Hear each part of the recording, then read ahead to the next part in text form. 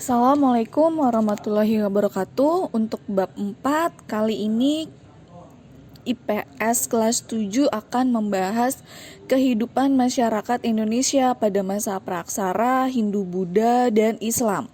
Nah, untuk part yang pertama untuk kali ini yang dibahas adalah tentang masa praaksara, kehidupan manusia pada masa praaksara berdasarkan periodisasi secara geologis dan arkeologis.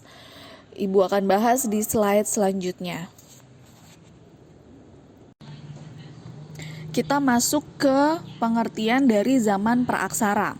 Praaksara itu berasal dari dua kata, yaitu pra yang artinya sebelum dan aksara yang berarti tulisan. Praaksara dapat diartikan sebagai zaman saat manusia belum mengenal tulisan atau zaman sebelum adanya tulisan, atau bisa juga dikatakan sebagai zaman nirleka, yaitu nir yang artinya tidak dan leka yaitu artinya tulisan. Jadi zaman yang tidak ada tulisannya. Nah, selain zaman praaksara, kita juga mengenal zaman sejarah. Nah, zaman sejarah itu terjadi juga di masa lampau. Perbedaannya adalah kalau zaman praaksara itu belum meninggalkan bukti tertulis, sedangkan pada zaman sejarah sudah ada bukti tertulis. Untuk mengetahui kehidupan manusia dan perkembangan kebudayaan zaman praaksara dapat dipelajari melalui benda-benda peninggalannya seperti fosil dan artefak. Nah, sekarang yang pertama kita akan membahas periodisasi masa praaksara berdasarkan geologi. Ada 3 sebenarnya periodisasi masa praaksara ini. Yang pertama berdasarkan geologi, yang kedua arkeologi, dan yang ketiga berdasarkan perkembangan kehidupan. Nah, yang kita bahas ini adalah yang berdasarkan geologinya atau geologisnya. Nah, pembabakan zaman praaksara dapat diketahui melalui ilmu geologi, yaitu ilmu yang mempelajari mengenai komposisi, struktur, dan sejarah bumi. Jadi, terbentuknya bumi sebagai tempat kita berpijak itu tidak langsung terbentuk seperti sekarang ini, tetapi ada tahapan-tahapannya. Yang pertama itu adalah zaman arkaikum. Nah, zaman arkaikum ini disebut juga zaman tertua, berlangsung kurang lebih 2500 juta tahun yang lalu, dan pada saat itu kulit bumi masih panas, dan karena panas sehingga tidak ada tanda-tanda kehidupan pada masa itu. Lalu yang kedua ada zaman paleozoikum, disebut juga zaman hidup tua atau zaman primer, berlangsung 340 juta tahun yang lalu, dan sudah ada tanda-tanda kehidupan yang dimulai dari kehidupan binatang kecil yang tidak bertulang punggung seperti ikan, amfibi, dan reptil. Nah, yang ketiga itu ada zaman mezoikum, disebut juga zaman hidup pertengahan atau sekunder. Itu berlangsung sekitar 140 juta tahun yang lalu. Nah, pada masa ini bangsa ikan dan amfibi semakin banyak, lalu reptil mencapai bentuk dan ukuran yang luar biasa. Nah, binatang yang hidup pada zaman Mezoikum ini seperti dinosaurus. Bisa kamu perhatikan di gambar. Yang pertama zaman Arkaikum pada saat bumi masih panas. Lalu yang kedua banyak hidup binatang yang tidak bertulang belakang. Lalu zaman Mezoikum adalah zaman yang di mana dinosaurus hidup.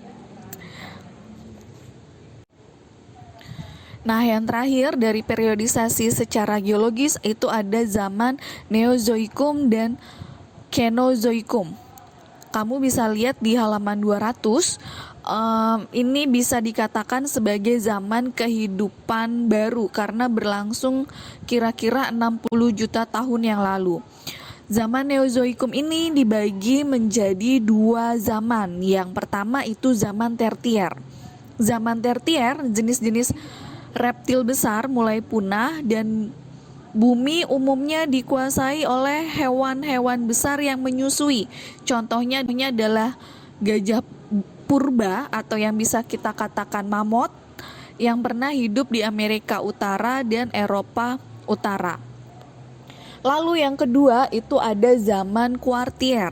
Zaman Kuartier ini berlangsung sejak kira-kira 3 juta tahun yang lalu, dan zaman ini sangat penting bagi kita karena merupakan awal kehidupan manusia pertama kali di muka bumi.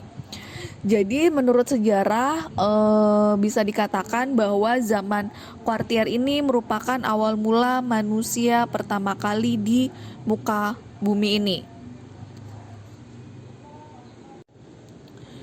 Lalu selanjutnya kita akan membahas periodisasi secara arkeologis. Periodisasi secara arkeologis ini didasarkan atas hasil-hasil temuan benda-benda peninggalan yang dihasilkan oleh manusia yang hidup pada masa praaksara. Nah, kenapa zaman periodisasi secara arkeologis ini kebanyakan zaman batu? Karena pada saat ini batu adalah alat-alat penunjang kehidupan manusia. Walaupun mereka menggunakan, pada saat itu mereka juga menggunakan bambu, kayu, tulang, tetapi bekasnya tidak ada. Karena apa? Karena bambu, kayu, dan tulang itu tidak tahan lama. Nah, sekarang kita akan masuk ke zaman batu Paleolitikum. Nah, kamu bisa lihat di halaman 200 buku paket kamu. Paleolitikum ini berasal dari kata paleo atau artinya tua dan litos yang artinya batu. Nah, pada zaman Paleolitikum ini alat yang dihasilkan masih kasar dan sederhana. Jadi mereka mengambil batu yang mereka bisa gunakan tanpa dihaluskan terlebih dahulu atau tanpa diasah terlebih dahulu. Jadi mereka hanya menggunakan apa yang mereka dapat. Kalau mereka dapatnya batunya bulat, ya mereka menggunakannya secara utuh bulat, tidak dihaluskan dulu atau tidak dipahat terlebih dahulu. Nah, zaman batu tua ini diperkirakan lebih dari 600.000 tahun yang lalu, dan kehidupannya masih pindah-pindah, jadi mereka nomaden. Dan cara mereka memperoleh makanan yaitu dengan cara mengumpulkan buah-buahan, mengumpulkan umbi-umbian, menangkap ikan, lalu juga berburu. Dan mereka mengulit hewan buruan mereka, mengiris daging buruan mereka itu dengan batu. Ini kamu bisa lihat di gambar, itu ada bentuk batu yang mereka gunakan pada saat berburu. Nah, selanjutnya ada zaman batu tengah atau Mesolitikum. Mesolitikum ini menunjukkan bahwa orang-orangnya sudah mempunyai keinginan untuk bertempat tinggal. Mereka memanfaatkan gua yang menyerupai ceruk-ceruk di dalam batu karang, atau juga rumah tonggak yang dibangun di atas tanah untuk menghindari serangan binatang buas walaupun hanya sementara. Oleh karena itu, di sekitar tempat tinggal mereka ditemukan adanya sampah-sampah dapur atau kokenmondinger. Dan uniknya lagi, di zaman ini kita sudah menemukan adanya lukisan tangan di dinding-dinding gua. Selanjutnya kita akan bahas tentang zaman Neolitikum atau zaman batu muda. Nah, zaman ini adalah periode pada masa prasejarah ketika manusianya menggunakan alat-alat dari batu yang telah dihaluskan. Nah, pada zaman ini dikatakan terjadi revolusi kebudayaan yang sangat besar dalam peradaban manusia. Karena manusia pendukungnya sudah hidup menetap dan sudah mampu memproduksi makanan sendiri yang telah diolah.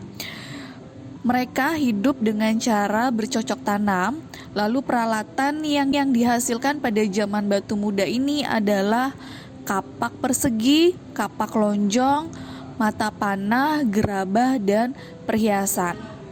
Nah, ciri-ciri dari zaman Neolitikum ini adalah seperti yang sudah Ibu katakan sebelumnya, peralatannya sudah dihaluskan, lalu pakaiannya juga terbuat dari kulit kayu dan kulit binatang, lalu ditemukan juga perhiasan dari kulit kerang, lalu juga terakota dan juga perhiasan dari batu.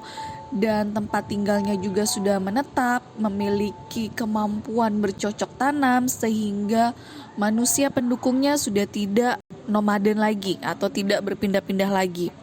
Nah, dan juga di masa Neolitikum ini manusia pendukungnya itu sudah menganut kepercayaan animisme dan dinamisme. Bisa kalian lihat gambar di slide ini, itu ada perhiasan dari batu, ada kapak persegi, dan juga ada kapak lonjong. Nah, untuk kapak persegi ini dia mempunyai permukaan yang memanjang dan berbentuk segi empat. Lalu seluruh permukaan alat tersebut juga sudah digosok halus kecuali pada bagian pangkal yang digunakan untuk tempat ikatan tangkainya. Nah, fungsinya ini adalah sebagai cangkul yang digunakan untuk mengolah tanah dan juga untuk memotong kayu. Nah, kapak persegi ini ditemukan di daerah Sumatera, khususnya Bengkulu, Sumatera Selatan, juga Lampung, dan ada di Pulau Jawa juga, khususnya Jawa Barat, lalu ditemukan juga di Bali, di NTT, Nusa Tenggara Timur, di daerah Solor dan Adonara, juga ada di Sulawesi Tengah, juga Ternate. Lalu yang bagian nomor 2 itu kapak lonjong. Nah, kapak lonjong ini merupakan alat berbentuk lonjong dengan pangkal agak runcing dan melebar, juga pada bagian tajamnya. Nah, seluruh permukaan alat tersebut telah digosok halus, lebih halus daripada kapak persegi.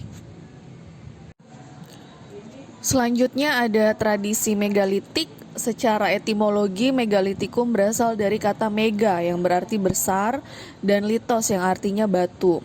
Oleh karena itu, zaman megalitikum biasa disebut juga dengan zaman batu besar, di mana masyarakat menggunakan peralatan dari batu yang berukuran besar. Nah, zaman ini ditandai dengan adanya bangunan-bangunan batu besar, yang pembuatan bangunan megalitikum ini didasarkan pada kepercayaan adanya hubungan antara hidup dan yang mati.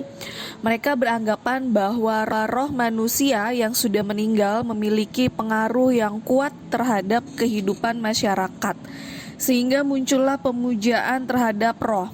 Nah, zaman megalitikum itu berlangsung dari zaman Neolitikum atau batu muda hingga zaman perunggu atau zaman.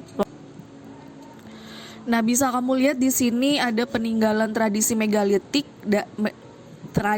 megalitik dari menhir, punden, patung, dolmen, sarkofagus, waruga, juga kubur peti.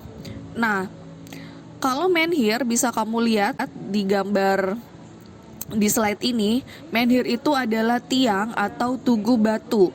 Bentuk menhir ini ada yang sudah dipahat halus dan juga ada yang masih kasar seperti batu aslinya. Fungsi menhir ini untuk menghormati roh nenek moyang atau sebagai tanda peringatan orang yang telah meninggal. Lalu ada lagi dolmen. Kamu bisa lihat di gambarnya, dolmen ini berupa meja batu yang terdiri atas meja besar yang ditopang oleh beberapa batu lain yang lebih kecil. Nah, fungsi dolmen ini sebagai tempat untuk meletakkan sesajen atau persembahan untuk menghormati roh nenek moyang. Ada lagi kubur batu, bisa kamu lihat di fotonya. Kubur batu ini berbentuk kotak yang tersusun atas 4 lempengan batu besar atau lebih yang digunakan sebagai tempat mayat. Nah, kubur batu ini dibuat dari lempengan batu yang disusun menyerupai peti mati. Lalu ada sarkofagus. Nah, sarkofagus ini adalah tempat mayat yang terbuat dari 2 buah batu. Jadi sama fungsinya seperti kubur batu. Sarkofagus ini terbuat dari 2 buah batu besar mirip lesung. Batu yang satu sebagai wadah dan batu yang lain sebagai tutup. Kalau kamu lihat film Mumi, nah tempat buat naruh muminya itu rata-rata berbentuk seperti sarkofagus. Lalu ada punden berundak. Punden berundak ini adalah hasil kebudayaan yang terbuat dari kepingan batu yang disusun bertingkat-tingkat. Nah, punden berundak ini berfungsi sebagai tempat pemujaan roh nenek moyang. Nah, bisa kamu lihat gambar-gambarnya, itu adalah peninggalan dari tradisi megalitikum. Lalu yang terakhir ada zaman logam. Zaman ini disebut zaman logam karena alat-alat penunjang kehidupan manusia saat itu terbuat dari logam. Nah, pada zaman ini manusia purba sudah mengenal biji logam. Mereka sudah berpengalaman sehingga dapat mengenali biji-biji logam yang meleleh di permukaan tanah. Nah, biji logam yang ditemukan itu terutama berasal dari lembaga. Berdasarkan kualitas campuran bahan baku yang digunakan, zaman logam dapat dibagi menjadi 3 zaman, yaitu zaman tembaga, zaman perunggu, dan zaman besi. Yang pertama itu ada zaman tembaga. Ciri zaman tembaga adalah alat yang dihasilkan terbuat dari tembaga. Pada zaman ini orang menggunakan tembaga sebagai bahan pembuat alatnya.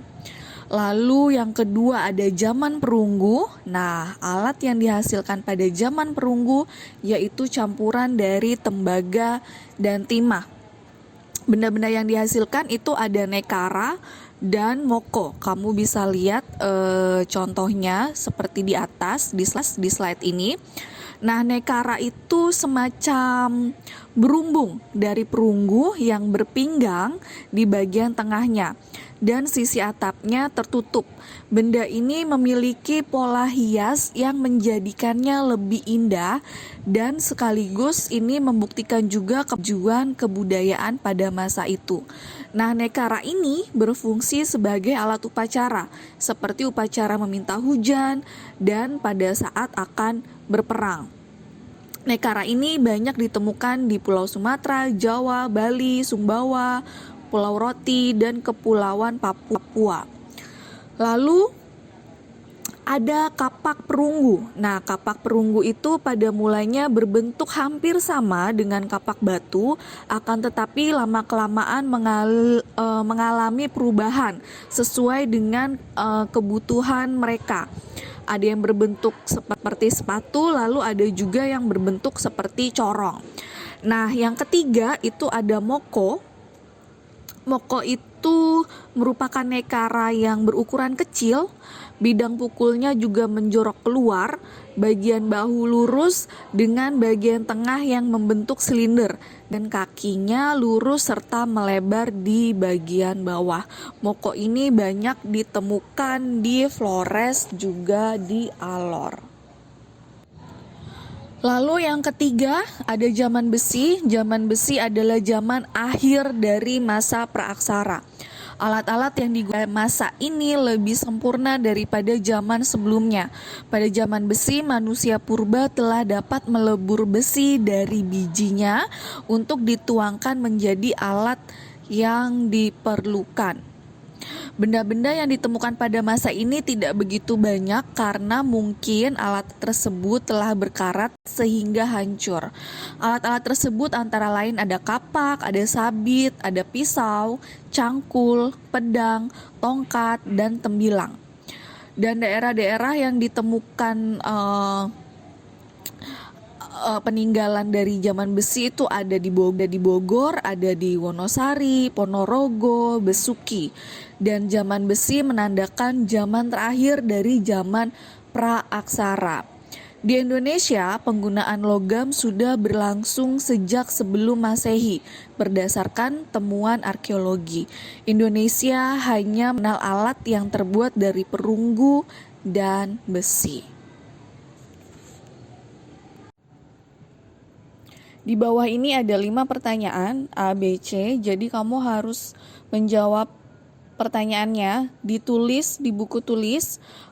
Buku tulisnya buku tulis IPS, tidak boleh dicampur dengan mata pelajaran yang lain. Dan kamu bisa mempost video ini untuk mencatat semua pertanyaannya. Oke, sekian dulu pembahasan dari Ibu masa praaksara di Indonesia berdasarkan periodisasi secara geologis dan arkeologis. Untuk selanjutnya nanti akan Ibu bahas yang berdasarkan kehidupan sosial dan ekonomi manusia praaksara di Indonesia. Seperti yang Ibu katakan sebelumnya, jika kamu sempat atau jika kamu mau dan merasa butuh, kamu bisa merangkum sebagian dari penjelasan Ibu kali ini. Dan tentunya akan ada nilai lebih bagi yang melakukannya. Oke, terima kasih. Assalamualaikum warahmatullahi wabarakatuh.